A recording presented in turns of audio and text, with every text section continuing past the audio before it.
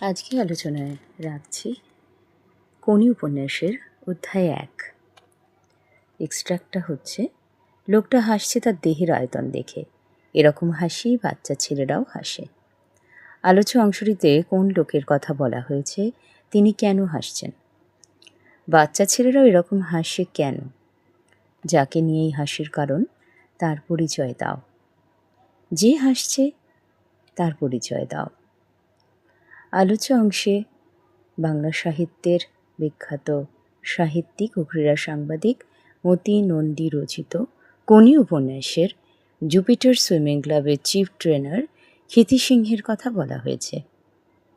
বিষ্ণুচরণ ধরের দলাইমালাই করতে থাকা ৩.৫ মণ দেহের আয়তন ক্ষিতি সিংহের হাসির কারণ।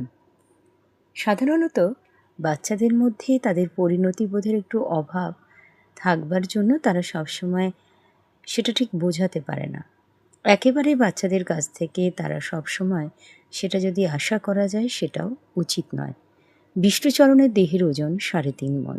সহজেই বোঝা যায় তিনি তার অত্যাধিক আয়তন আর ওজন নিয়ে খুব একটা খুশি নন, কারণ তিনি ছিপছিপে চেহারা হতে চান। বেশ কিছুটা বিব্রতও বোধ করেন। বিষ্ণুচরণ ওজন কমানোর জন্য ডায়েটিংও করছেন, কিন্তু কোনো ফল হচ্ছে না।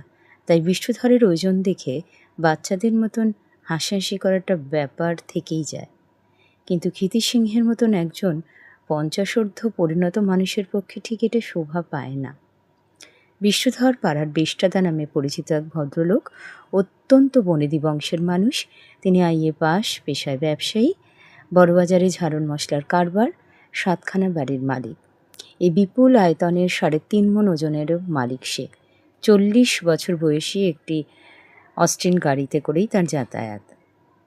ক্ষিতি সিংহ অর্থাৎ গঙ্গার ঘাটে থাকার সেই ভদ্রলোক, তিনি একজন সুইমিং ক্লাবের সৎ পরিশ্রমী ট্রেনার।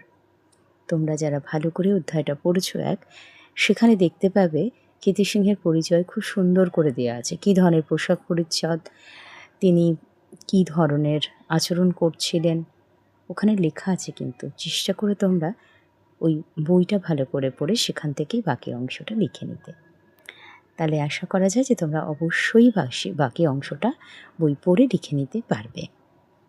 আবার ফিরে আসবো অন্য কোনো পর্বে। সবাই খুব ভালো থেকো। ধন্যবাদ।